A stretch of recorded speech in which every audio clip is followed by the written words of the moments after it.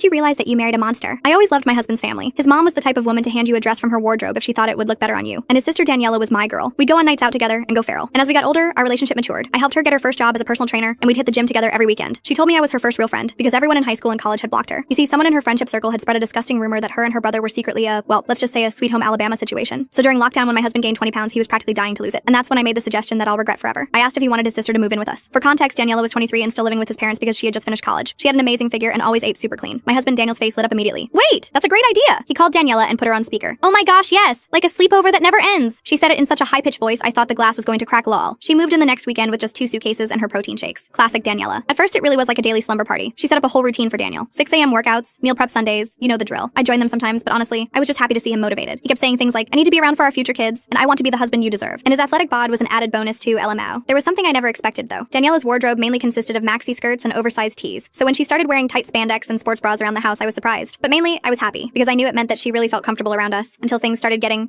intense. I'd wake up to an empty bed and find them in the living room doing partner stretches. When I asked to join, Daniel said I needed my sleep and that my presence threw them off their rhythm. So one day when me and Daniela were doing a yoga sesh together, I asked her to do the same stretch she had done with my husband. So we did, except ours was very different. No face to face, no leg to leg. In fact, we barely even touched. The whole thing made me feel extremely weird. And I thought back to the rumors Daniela had once told me about. Number. There's no way. I instantly shoved the thought out of my head and hated myself for entertaining it for even a second. But things only got worse. I'd walk into the kitchen after coming home and see Daniela feeding him every meal by hand. They'd sit facing each other while she slowly placed each bite in his mouth, maintaining eye contact the whole time. The reasoning? Mindful eating requires total focus. Another time I walked into our bedroom and saw Daniela giving my husband a special recovery massage with essential oils. He was lying on my side of the bed, face down, with her straddling his back in the skimpiest gym clothing, all in the name of working on his pressure points. I was basically ready to call it quits by that moment, the relationship, the move-in, all of it. And a week later, I saw something that was so disgusting I couldn't even lie to myself anymore. I woke up at 2 a.m. to strange noises. I stumbled over to the kitchen and found Daniela and Daniel making a midnight protein shake. Daniela was sitting on the counter in tiny shorts and a sports bra, legs wrapped around my husband's waist, feeding him the shake while he held her hips for balance. I finally snapped. Daniel, what the F are you doing? That is your sister. He turned to face me and his eyes were filled with anger. Oh, so now I can't eat with my sister. Okay, let me just cut off my entire family then. Would that make you happy? I froze. There was only one time I had been talked to like this before, and it was when I had caught my ex-boyfriend cheating. That's when I knew the rumors had spread for a reason. But I wasn't even angry at Daniela. I couldn't be. She was just a 23-year-old girl, barely getting her groundings in life. Meanwhile, my husband was a 35-year-old grown man. I spent the night in a hotel nearby, and the next morning I texted Daniela that I wasn't mad, but we needed to talk. I told her if she brought my husband, then I would call the police. To my surprise, she actually came alone, and as soon as the hotel room door closed, she broke down in tears. I'd never seen her like this. I ruined everything, she whispered. I sat down next to her on the carpet. She looked up at me with swollen eyes. I've been throwing up every morning. When I saw the 2 pink lines, I couldn't believe it. She then looked up at me, trying to gauge my reaction. 3 months. I'm 3 months pregnant. My jaw dropped. She gripped my hand like a lifeline. Full story on channel. Link below.